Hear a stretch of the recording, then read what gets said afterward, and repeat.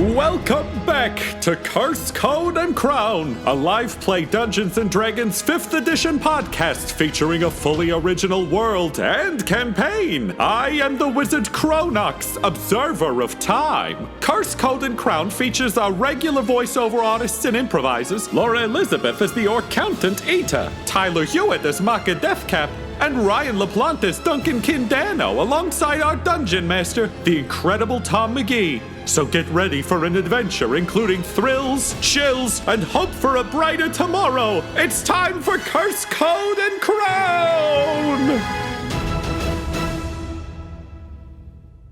As your blades touch for the first time, time slows. And you feel your body move as though walking once again through deep water.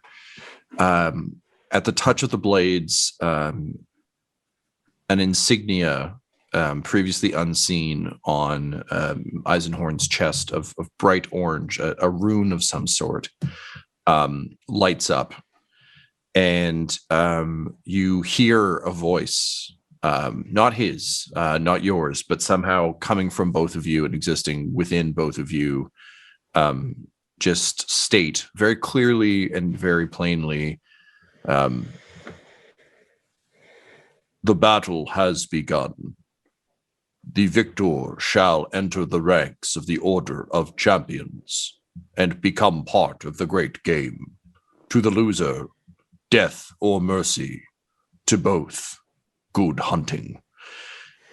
And around Gren, warriors of all shapes and sizes stop in the middle of their daily activities. Some out walking, perhaps observing the sunset, others fishing, some fighting, some fucking, some just hanging out.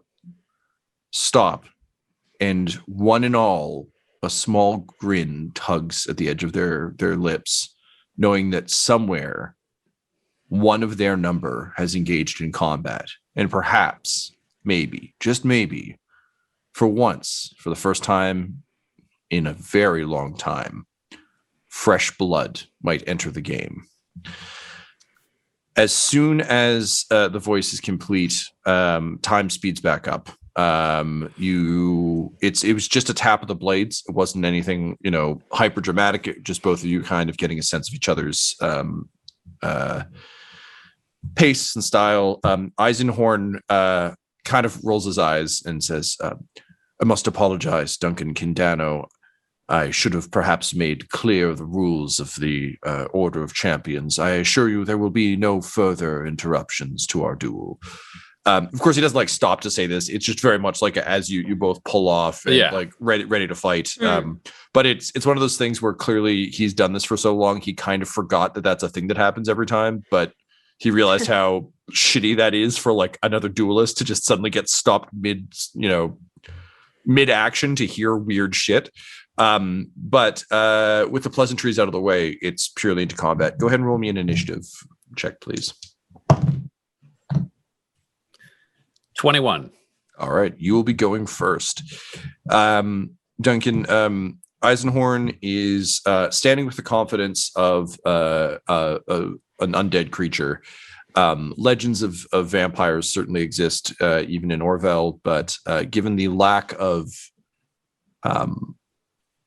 contact with the outside world, for the most part, you've certainly read of vampiric tradition in other cultures, but I think when everyone still kind of carries the generational memory of fighting something called the Necrotis. This is a sacred calling to purge the undead, especially one that's murderous. Definitely. Yeah, totally. But I also feel it's spooky as fuck. Yeah, but also I think vampires traditionally have held kind of like a LOL. It's the boogeyman. Fine, whatever. The Necrotis forces were very real. Everyone saw them all the time. There were rumors, sure, but that's the fucking thing to be scared of. But carries himself with what you would expect of an undead creature who has lived centuries and felled 1,000+ people. It's an ease, a grace, a confidence, but no sign of arrogance, no sign of overconfidence. it's instead seemingly just almost a matter of course. It's honestly kind of how you think of yourself when you stand to fight. Just kind of, no, like I don't need to prove anything to you. I'm just like, I have the skills I have. I'm going to make it look good. But beyond that, I don't need to posture. So he has clearly given you space to take the first move. You sense a bit of curiosity coming off of him. Great. I think Duncan will start with the rapier. He doesn't have, because what he'd have read about vampires, because again, this falls to that like sacred stop the necrotis dawnbreaker shit. Do vampires in this world, this is a bit of a meta question, but it's just because I want to know, do they have like silver? Like, is it traditional our world vampires, or are there weird other things he would know about Gren's vampires? I would say unconfirmed. More importantly, for you in this moment, it would seem that winning the duel in whatever form that is, not explaining this well. Weirdly, the omniscient voice piece and the rune and time slowing and the clear enchantment value of the Order of Champions would suggest to you that where a vampire might normally be able to cheat by being relatively unkillable, the Order rules just mean you have to defeat him. Whatever that means, a defeat will count. And I think that answer comes to you just as soon as you sort of beg the question in that same voice, and you realize you've kind of got a rule book installed in your head for now. Yeah. For as long as you're participating in this. Yes, silvered weapons would have greater effect based on what you've read. However, vampires do take damage. From what you understand, you can like bash them up a bunch. Yeah, so I think then knowing that, he will focus on the sword that he knows is magical and is more likely to be effective than bullets that may or may not. Bullets are fast, but drawing a gun is slow when you're this close to a sword fighter. So I think it would start with like the beginning of that kind of like classic circle that you often see fencers kind of do. Because if they both got a thin sword, then he's treating this guy like a very, very good rapier fighter. So he's circling, he's got his cape, which he's just kind of like swishing with his free kind of like left hand. His right hand has the rapier up, but he's circling the tip. It's an old classic trick to try to draw somebody's eye away from you towards the end of the weapon. And then he's going to come in, he's adjusting his strategy because he knows vampires are supposed to be really fucking fast. So though it's a feint, he'll always feint at full speed instead of trying to like show it off. Right. But basically his first strike is just a feint up, and then he's actually just going to spin it into a slash at the hands. Because the easiest way, if you can't get close to somebody in these kind of duels, is just chop up their fucking fingers so they hold a sword worse. And then like next round can incrementally move towards a fight instead of a quick kill. Sure. So due to all of his tricks and his speed, I will use a swashing point to make this an assault attack, which means I have 2 attacks with my skull rapier. Great. Let's roll them up. The first attack is a 21. Great. I'm going to add parry because he would to the first attack. Unfortunately, that still hits, but he blows the attempted parry, raising his blade. Great. So then that one I'll slash down over his hand, and that one will do 14 magical piercing damage. Okay. And then he will spin the other one. What is he doing with his other hand? I'm imagining if he's a rapier fighter, is it similar? Is it like the hand up? It's up. Yeah, he's got it at the back. He's got it. This is such a funny. Like I learned this when I was doing stage combat stuff. It's kind of like limply hanging, kind of up near his face. It's just there to counterbalance. But again, it's a very functional place to have your hand because it means if you need to throw weight behind you or in front of you or anywhere else, you can.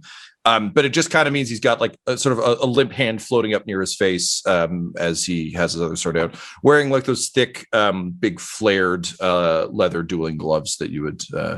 Again, everything is old but very, very well kept. Yeah. Okay. So he'll slash over his like kind of knuckles and hand on the rapier, and then he's just going to turn it down and try to slash across the front calf of like the forward leg of the 2. Sure. Yep. And that one will be. That is a dirty 20. Yep, that'll do. Great.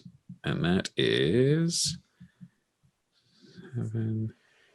And that is 11 magical piercing damage. All right, not For bad. A total of 25.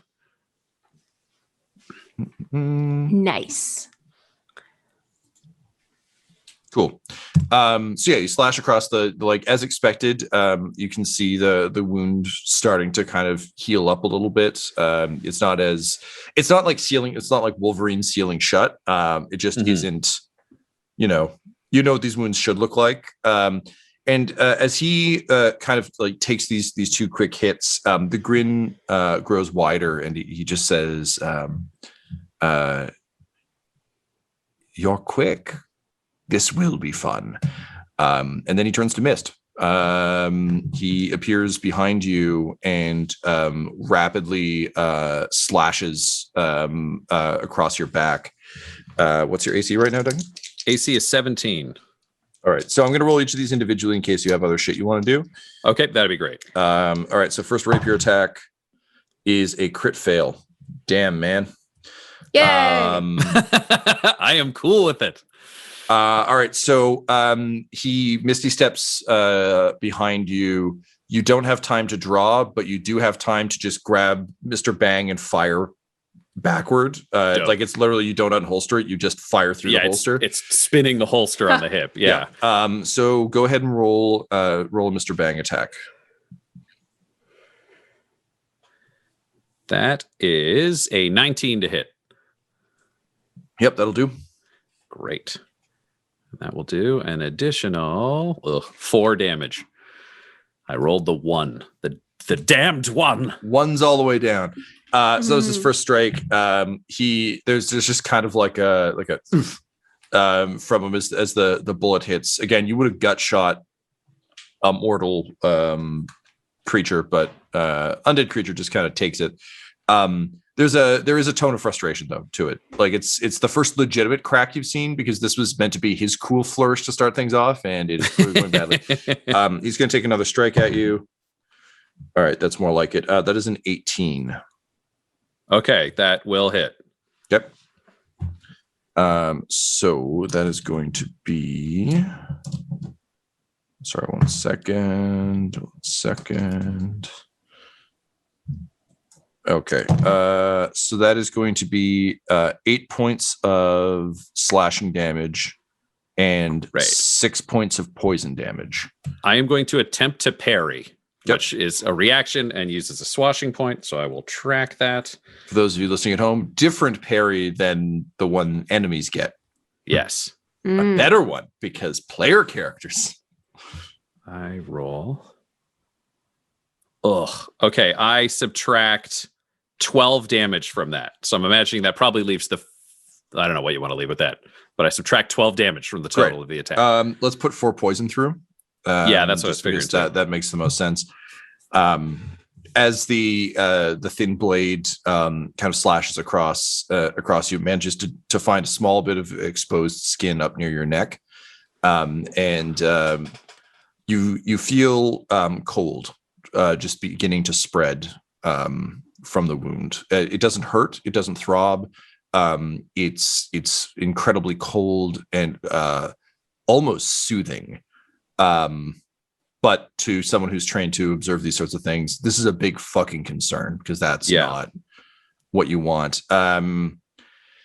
So 2 quick slashes, and then kind of reaching back with his limp hand, he thrusts it forward, and out of the folds of the glove, a wrist-mounted blade sort of like comes tearing out of the a well-hidden leather pocket, and he attempts to get you in the back, Assassin's Creed style. That will be another 18 to hit. That'll hit. Alrighty. So that is, I rolled low. 6 points of damage, and then I need you to roll me a DC 15 con save, please. Okay, con save. That is 14, sadly. All right. Unfortunately, you are straight up poisoned. Poisoned. So what does that mean? So you have disadvantage on attack rolls and ability checks. Oof. I am going to let you roll to shake it off because these are less potent than a proper poisoning. Okay. It's it's the kind of thing where it's going to stack over time and kind of get worse and worse for you. But for now, given that you've exposed yourself to poisons before, this isn't the end of the line for you. But okay. Until you shake it off, you will have disadvantage. So that is his full round. Duncan, it's over to you. Gwendolyn, you observe this occur. What's going through your head? I think I'm watching intently, and I'm like not going to respect the rules of this if it looks like Duncan's in danger. Fair enough. So I'm ready to step in if he looks like he's in serious trouble. Gotcha. All right. And Makka, what's going through your head during this duel?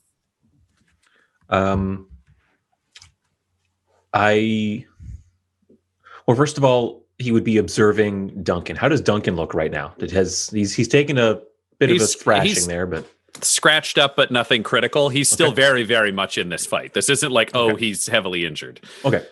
Then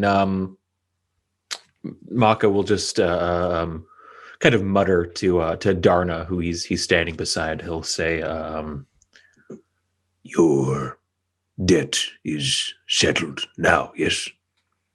And she nods and says, "Yes, by providing a proper opponent for dear Eisenhorn to fight, I am now off the proverbial hook."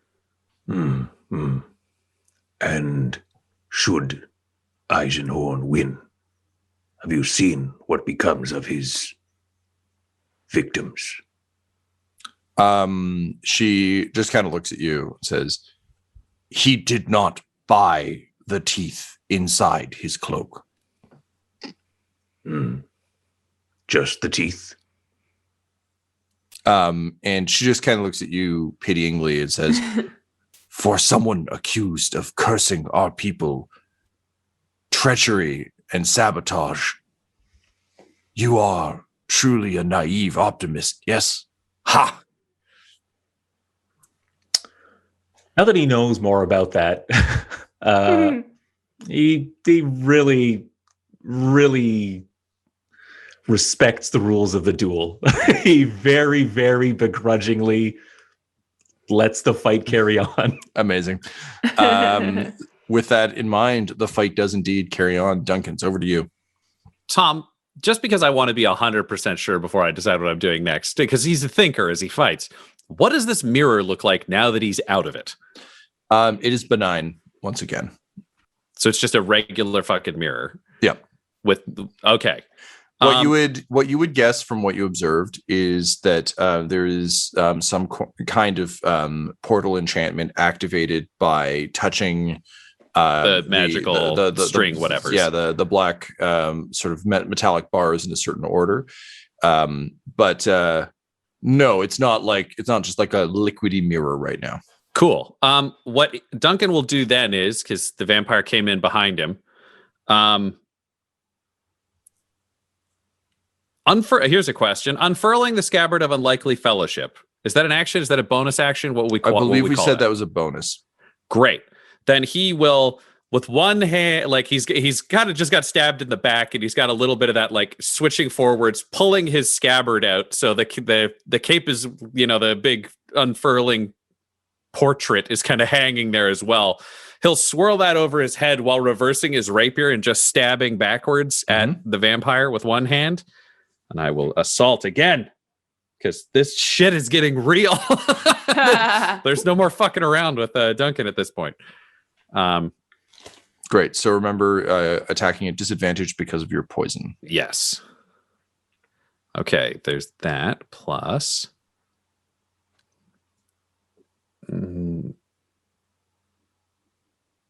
that is, just a second, 7 plus 2 is 9 plus 4 is 13 plus 9 is 22 to hit. Okay. The Yep. lower number was a 9, so it's still a decent roll. Right, Nice. I understand. He will again attempt to parry. It will not matter. Great. And then he will do 12 magical piercing damage. And then he's gonna like swirl it all around, swirl the big the scabbard around his head to like make a big distraction. And with his rapier hand, he's just gonna reach down and he would like to fire Mr. Bang that's still aimed backwards, but at the mirror. He wants to blow out the mirror. Sure. Huh. Go ahead and roll to hit. Great. Do I have advantage because it's a stationary mirror? No, because you're shooting backwards. And through I your have an holster. opponent, which makes sense. Okay. Gotta do math in my head. Better you than me, homie. I like your math song. Give me a break. Break me off a piece of that. It is- Mathematics. Weirdly enough, another 22. Yeah. So you fire Mr. Bang back through your coat. The bullet flies true, but a foot before the mirror, there's a crackle of bright orange electrical energy, like you've hit a wall. And the bullet crackles there for a moment or two, and then falls to the ground. And the Eisenhorn says, a clever play. Unfortunately, our arena has been set. No outside assistance or interference, nor any bystander accidents. We had a few too many of those early on in the days of the Order. It's just you and me in here. And, of course, and he gestures broadly to your scabbard of unlikely fellowship. He says, and I suppose you're friends. Duncan will try to stab him in the face. I'm aware that I won't be able to this round, but he's not going to stop talking to have a chat. Fuck this guy. Yep. I'm poisoned. So Tom, are we in the arena then? You are not. We're not. Okay.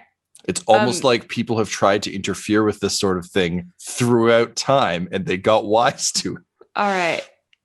I think Gwendolyn does see like that Duncan's tried to destroy the mirror, and she kind of starts like casually like sidling over. Roll me a towards stealth the check. mirror. Oh, Tom, do I roll roll anything to try to resist roll- the poison? Yeah. Roll con, please. It's a 12 stealth. Okay. You begin to saunter loudly. Do I have disadvantage on the con due to the poison? Or is this a straight con? Yes, you do, because you're poisoned. You are correct.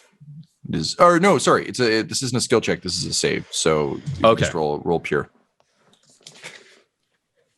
Let me just check one thing. Nope, that's saves, which is nice. 16. It's a 19. 19. All right. The poison hasn't taken hold. And although you have sweat upon your brow, and your neck is still very, very cold, you can feel the effects lessening on you. Yeah, I think what I'll say to him is, "Oh, that poison. We try that one on trainees." You say as you attempt to stab him in the face. Yeah. So He does a lot. let's see what happens here. All right, so that's taking 2 attacks. That is 17 and 17. They'll both hit. Great. Well, he's AC 17. Does a tie hit or does a tie miss? Tie I don't hits. actually know. Great. Then you smack the shit out of me. Great. So Oh, no. as you try and stab his face, he just kind of like swings one hand up, moves your blade aside, and then just like punches you in the face with the hilt before slashing down across your chest. So that first hilt strike will be actually that's not too bad. 8 points of damage. Okay. The second one, I will take that one. yeah, you're making the right call here. The second one is 14. Great. I will spend a swashing point to try to parry, which means I will ignore. Oh, I would ignore up to 19 points of damage. So Right. Hits me in the face successfully with the punch, but when the sword comes back, there's a scabbard to deflect it. Great. And following that, he doesn't attempt to stab you with the dagger. Instead, this time he lunges for your neck. He will hit. And Ryan, he's going to drain you for 5, and he's going to gain 5. Okie dokie. And then he like, it's not like he stays latched on. Like, it's just a quick, like, you feel like it's almost frustration. It's like the scabbard gets in the way of the strike, so he just like lunges forward, vampire style. Bites into your neck. Vampire style. Vampire style. Before you kind of like kick him off, and he kind of leaps backward nimbly, landing, and sort of running his tongue across his bloodied lips, just says, "The taste of heroes. It has been so long." And then everyone deserves a last meal. Great. Duncan, go ahead. Great. He's fuck this guy. He's just gonna stab the fucking shit out of him. No more getting fancy. No more getting clever. This is just sword on sword violence. Great. So he's gonna assault again. Let's see what happens. It's a 19 to hit. Yep, that'll hit. Great. That one will do 13 damage from the first strike. Yep. The second strike is a 17. 17, he will parry. But you feel it's a bit of a desperate parry. So there's nothing clean or fancy about it. The blade's kind of going straight for his face. And just he has to open hand smack it away with his free hand. You hear the kind of metallic clang of the blade sheath off the flat of your sword. But he's a little bit off balance. Okie dokie. Tom? Yes. Seeing that he does seem to be kind of not doing well. So I can't possess this guy, but I would like to see if I can just like pass through and distract him, perhaps to give Duncan an advantage using my soul escape. Okay. Ryan, you're out of actions, correct? Yes. So maybe save that I for still next have time. a bonus reaction or a reaction, but I don't. Yeah, but I did everything I was going to fucking do. Okay, so do you want to make it easier for Duncan to hit him or harder for him to hit Duncan? I want to make it harder for him to hit Duncan. Okay, so you separate from your armor and lurch forward at sort of full speed. But like a bug flying into a bug zapper, your essence hits the side of the arena and crackles with arcane energy. Well, shit. You're going to take 12 points of damage as the armor collapses into a heap. You sort of get shocked against it and then fall backward like you're taking the Nestea plunge into it. That said, your pain was tremendously distracting. So I'm going to give him disadvantage on his first attack. Yay! Just because he kind of looks over and just kind of shakes his head, but like also smiling. He's like, I remember when my cousin tried that one. Classic. Vampires, they like turning into mist and trying to go places. Okay, so he's going to take his first attack at Duncan, just going for like a quick kind of like lunging stab, aiming for your sword shoulder. But he does look away to reminisce briefly before he does. That is a 3 and a 1. So he fails. Duncan, you can take an opportunity attack. Great. Duncan rolls. That's a 24. Oh, yeah, baby. So I think Duncan, it'll simply be he like ducks beneath it and his blade kind of fans out and comes around and catches the inside of his forearm. Like Gotcha. It's just hitting the overextended lunge for a total of 8 magical piercing damage. Very good. He actually cries out in pain at this. It's like frustrated pain, but this is a classic. You made me bleed my own blood kind of situation. He's not built for this. Great. So looking down at his bloodied arm, he thrusts the hidden blade for your face. That is a 17 to hit. That'll hit. All right. Bloody hell. AC 17. I can't make my iron silk gloves for a gnome and my crotch piece into anything yet, so this is as good as it gets. I rolled badly.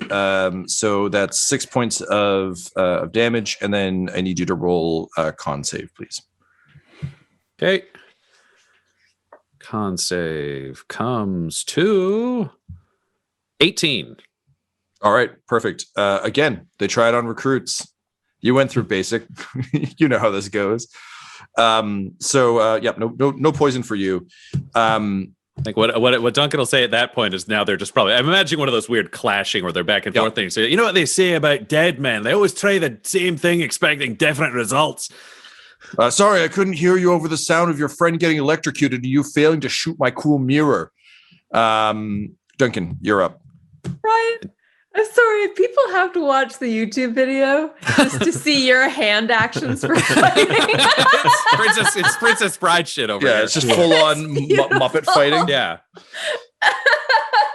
I think this is just the moment where Duncan had been backing away, and then it's just the tilt forwards. And I think he's done aiming for limbs now. He's like chopped the shit out of this guy's hand and arm and front leg.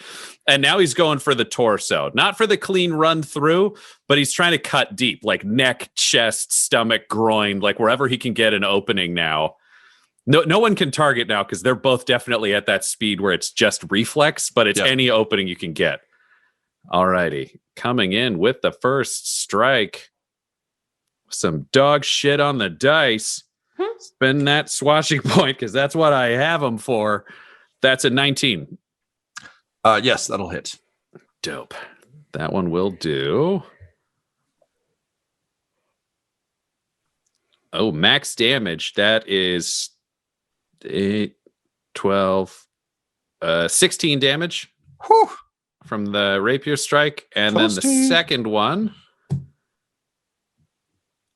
Oh, man. That'd be a roll I like. That's obscene. It's a 21 before I add modifiers. Then Great. we add. He will attempt to parry.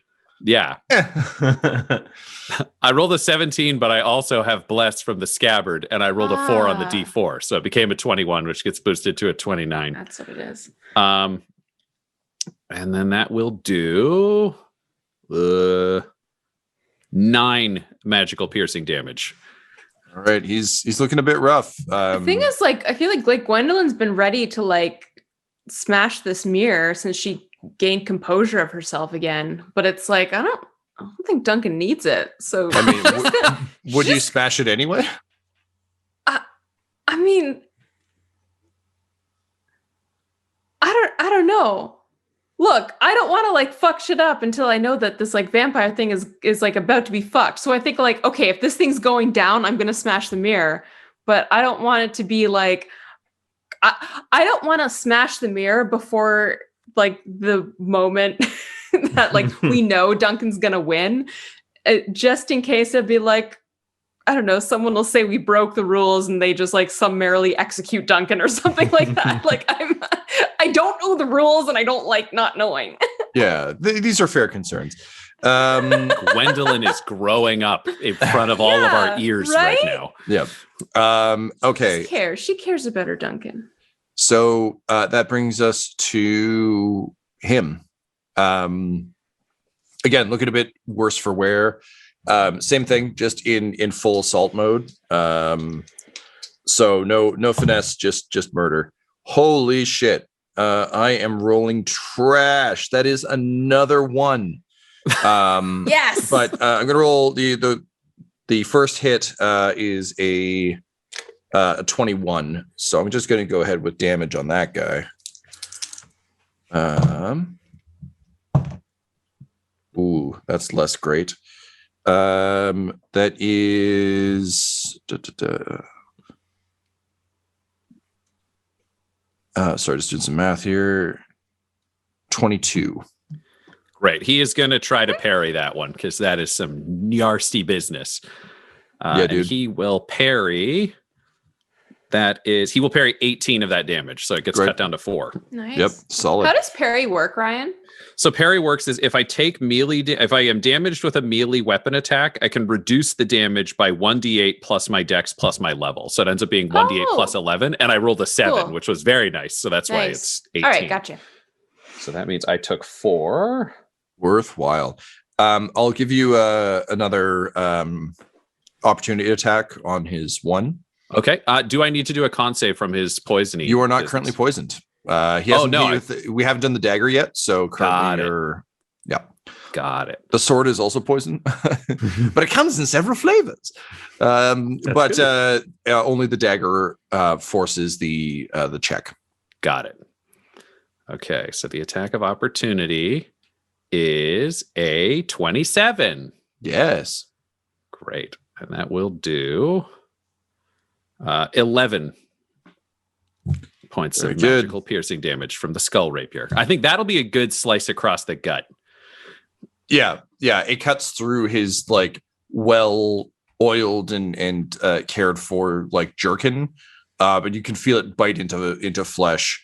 Mm-hmm. And he just straight up like snarls at you in a very feral way. It's a far cry from like, gentleman monster. And as he kind of looks down, he just looks up at you with increasingly animalistic eyes. Let's see if his bite has not recharged, so he can't do that. He's gonna go for again, just like almost like throwing an arm around you and just trying to like prison shiv you with the blade. Oh yeah, baby, that is a 25 to hit. That'll do, pig. Get that prison shiv. And that will be 6 points of damage and a con save, please. All right, con save.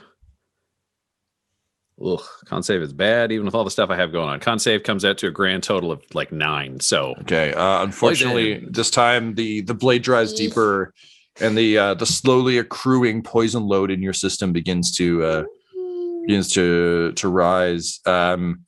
Duncan, it's over to you. Makka, you're observing this, but you've also seen the inability of Gwendolyn to impact this, and you've also decided to respect the rules of the duel. Is there anything you would be doing during this? I'm going to prepare ready in action, if I may. Mm-hmm. Dispel magic. For if Duncan loses, if Duncan falls before this vampiric duelist, I would like to cast Dispel magic on this force field around the arena. Cool. Sounds good. Man, I have been missing a bonus this whole combat that is so fucking funny because it's called fucking duelist as opposed to only applies if you're fighting one person, and it adds 1 damage to every roll, attack, and damage. Because you've never had like a one-on-one fight. I've never fucking dueled anyone. Yeah. All right. Well, look, I've been marking down damage, so you've damaged him 1, 2, 3, 4, 5, 6, 7, 8 times. So I'm going to give you 8 free damage. Oh, you're such a nice boy, Tom. For being a duelist and That's stuff. So nice. I literally have forgotten because the rule art, it has to be a single opponent with no other combats within 10 feet. And I don't think that's ever happened. Yeah. All I'm thinking is like, oh no, he needs it. He needs those 8. I mean, I need them, I want them, and I'll take them. Okay, great. So 1 second, I'm just recalculating here. Okay, yeah, great. Okie dokie. For the people watching for like Makka and Gwendolyn, I think at this point we're closing in on the end of the final boxing match at, like in the movie Rocky. Yeah. And right now, like Duncan appears to be Apollo Creed, but like they're on their feet, they're fighting, but we're closing in on a winner. Yeah. From either side. Great. Ryan, you're up.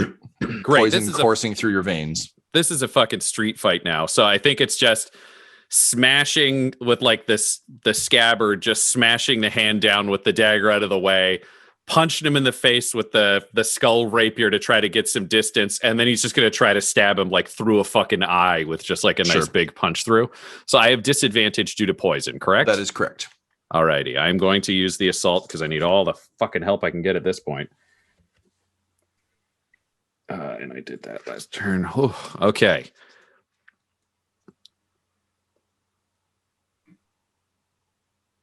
Oof. Okay, let's see what this adds out to. The bottom number was a 7 plus the bless is an 18 to hit. Yes, by 1. Great.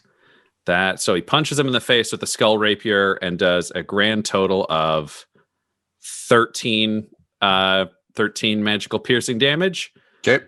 And then his second attack must roll twice. Oof. That not great.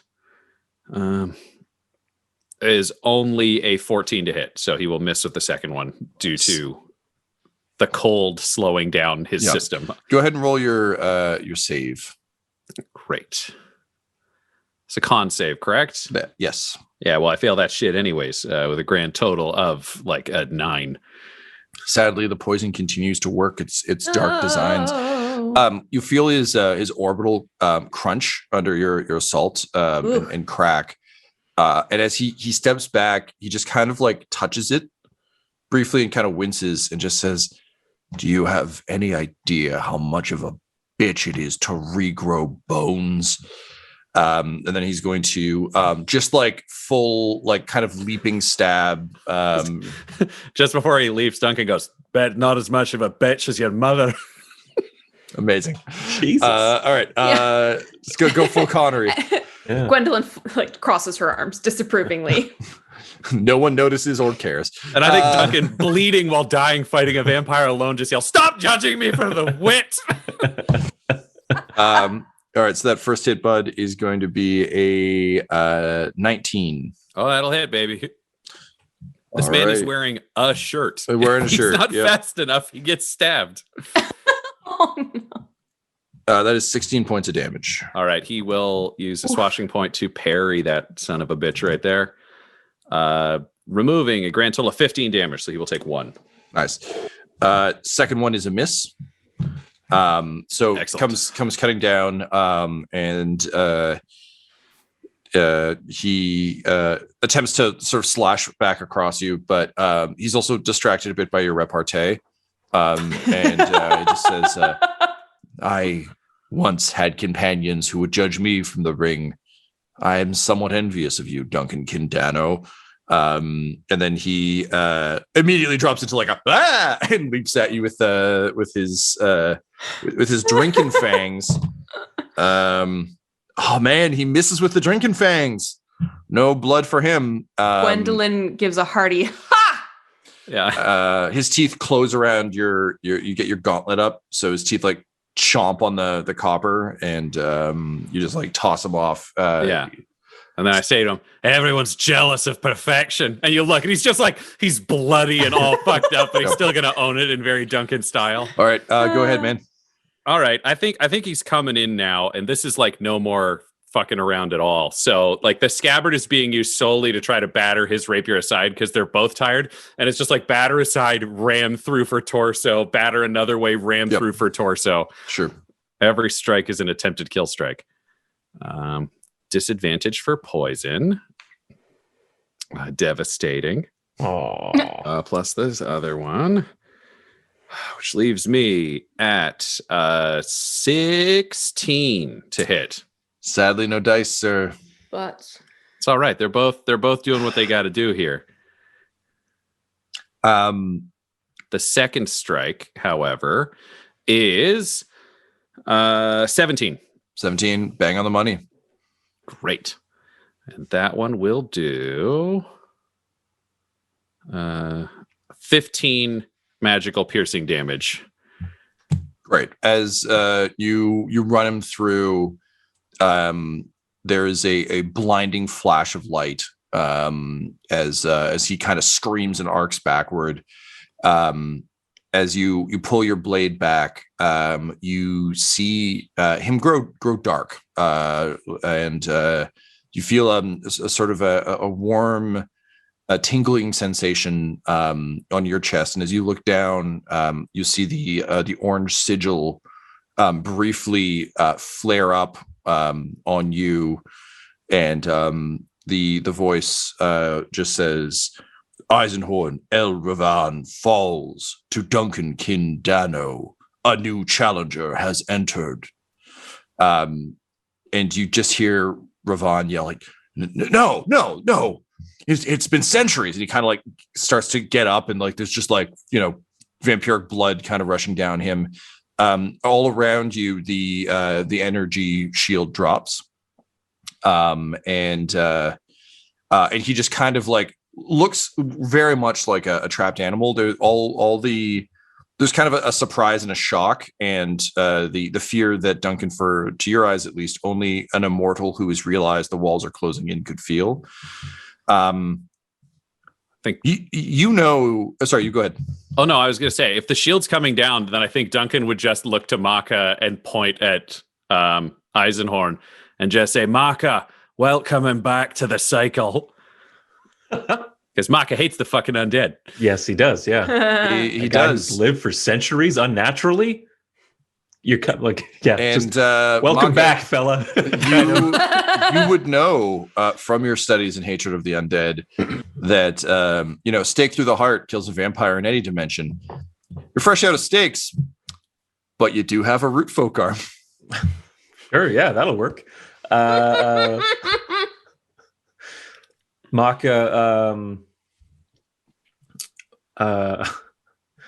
Makka, I think, just opens his hand, and the club just falls to the ground because he doesn't need it right now for this. And just kind of like kung fu, like 5-finger death strike, just a cone of his tree fingers, just plunge into the vampire's chest, into his heart. As you go for the strike, he just says, wait, and then you just punch him through the chest. And as you do, his features collapse inward as his skin turns to dust, spilling inward into the bones that have supported his unnatural frame for so long. And the sword shatters against the ground as his body kind of sinks. Leaving behind immaculate, slightly sliced up armor and a very dead vampire. Duncan, exhausted, bleeding, you feel the sigil begin to fade. And as warriors around the world break into full grins, knowing a new challenger has finally entered the game, the last thing you hear before the sigil disappears is the voice say, welcome to the great game, Duncan Danno. Be prepared, for now they are coming. All right, somebody give me a rule book to this game. And what the fuck is going on with Danno? Why does everybody who knows something fucking say it right before I have to kill him? Just tell me. I don't know, but should I smash this mirror now? I don't know. Ask her. We like her. Dana? And Darna just shrugs and says, my debts are paid. And then she just picks up a golden statue and whips it through the mirror. And then just like sighs and says, so who wants to get fucking high?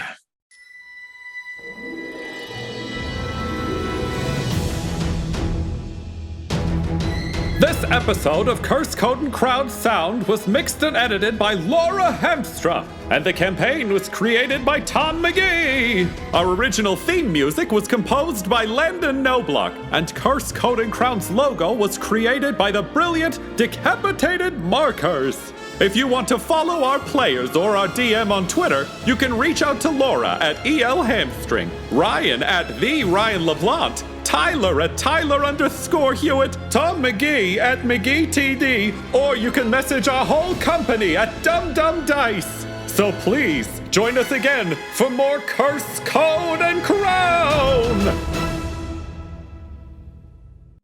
Dum Dums and Dice has to give a special thank you to the supreme beings of our Patreon at this time: Christian Menicola, Long, The Half-Blind Prophet, James Cuellar, Charles Grams, Christopher Little, Sue One, George Dolby, One True Artistry, Orion Birchfield, Lord of Bradovic, Noel Lewis, Scott Garland, Anthony Griffin, Chet Awesome Laser, Jordan Neesmith, Benjamin V, Gavin and Abby McDonald, Taryn Hefner, Cade Peters, Richard Cranium, Christian Mendez, Anna Zed, Eric Williams, Logan, Fire Unfriendly, Great Dane, Acrix, Cameron Ezel, Grandma Likes D&D, and Jill and Noel LaPlante. If you want your name to be added to this list, you can join our Patreon too at patreon.com/dumdumdice. Thanks to them, and a little bit of thanks to you.